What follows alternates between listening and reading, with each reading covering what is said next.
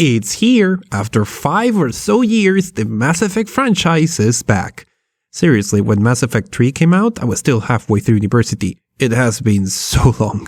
And while the galaxy-exploring sci-fi action might feel familiar, system requirements definitely have changed. So if you're still using the same computer you had for Mass Effect 3, you might need some help. And this is where this begins. Welcome to the LowSpecGamer, the show where we explore what it takes to run modern games on hardware that is under its minimum requirements. And on this episode, we're going to check out a couple of tricks to get some extra performance on Mass Effect Andromeda. Let's go! Hey, have you ever considered going into streaming? Humble Bundle is currently running a software bundle with $350 of streamer software for less than $13. If you use the link in the corner or in the description to buy this bundle, or just any bundle, the channel gets a little bit of the sale, so I can use it to keep buying games because, God, recently released games are so expensive! Right, back to the video. Mass Effect Andromeda is a recently released game and the newest entry in the Mass Effect series.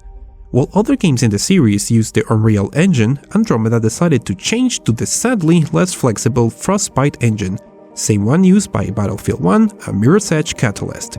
This change was done in order to push the limits and improve things like character animations.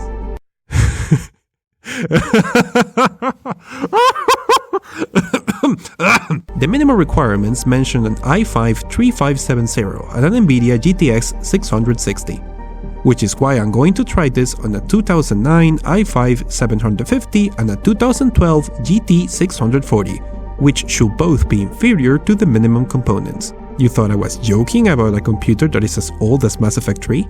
And as usual, I'm going to start with a resolution of 720, all settings to the lowest, and the custom preset. As it is usual for Frostbite games, I'm going to talk about the internal resolution scaler. Andromeda has a bunch of presets for the internal resolution, but I highly recommend you leave it at custom and experiment with it yourself.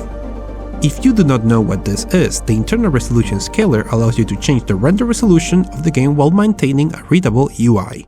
If you set the game's menu to custom, you can drop it as low as 25%, although if you want to go lower or prefer a more manual control, you need to go to your configuration file. This is located on your Documents folder, BioWare, Mass Effect Andromeda, Save, and the file is called profops profile. In here you can lower anisotropic filtering and set up any resolution scale as long as the mode is set to 4. A value 0.4 on the scale means a render resolution of 40%, for example. If you want to make sure all other values are to the lowest, my configuration file is in the description. The other useful tool to play with is the game console, which can be opened at almost any time using the button that is next to the one in your keyboard. The console autocompletes based on what you're writing, so you can use it to explore other things to tweak. However, if you want to apply commands to the game every time it starts, you need to go to whatever the game is installed and create a User.cfg file and put the commands there. Make sure you have file extensions enabled on Windows so you can actually create a CFG file and not a TXT file. In the description you will find the User.cfg I will be using, where I added some commands to change some features that are still enabled after putting all the settings to the lowest. These first lines are an alternative way of changing the render resolution if you do not want to deal with the config files. These do disable some DirectX 11 features. These ones need to be set to the number of cores in your CPU. And now, this set over here are quite interesting. These commands will allow you to disable some of the illumination system in the game. This means that the game will look much darker in many instances, but you will get an important boost in performance. And finally, it is usually good practice to finish your files with some commands that show something on the screen. That way you can make sure they're actually being loaded. The first command here will show a bunch of info about your computer, and the second one will show your FPS. With all of that said and done, I set out to see what kind of experience I could get from this game on this computer. Oh my, the Andromeda Galaxy is way more blurry than I expected. Okay, so think about this. Humans move en masse to what is basically a new galaxy, and they first encounter— oh god, this is going to be much harder than I thought it will be. And they encounter this new species of aliens, and what's their first response to that? Well, you guessed it right, it's violence. The answer to all humanity's problems. You need to set a new base in this new unknown galaxy? Violence. You need to reactivate the power relays? Violence. We're kidding about the cat. The power relay station is... So yeah, in case it's not clear, it's a little bit... I know it's an action game, but it's a little bit disappointing that there's no, let's call it, diplomatic solutions to some problems in this game. It's all gunfights. Very representative of human problem solving, I guess. Okay, time to see what awaits us in this beautiful galaxy. Oh god, it has boosters. Oh,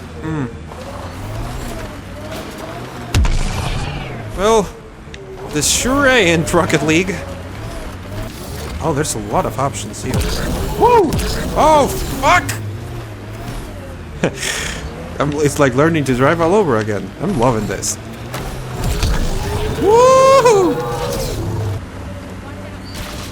Yep, apparently the procedure to damage things in this game is to stamp it with your car. All right.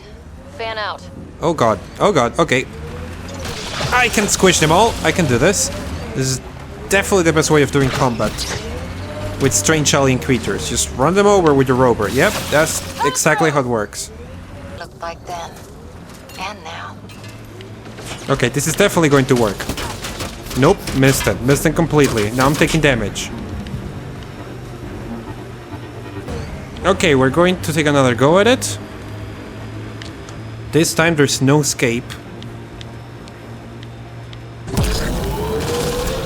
Yeah, that definitely did something.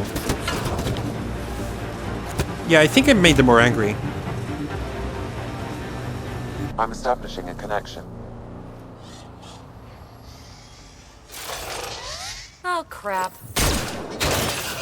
Oh god. I know these things from Habitat 7. Oh god, now we fight random Metal Gear? Targeting that one.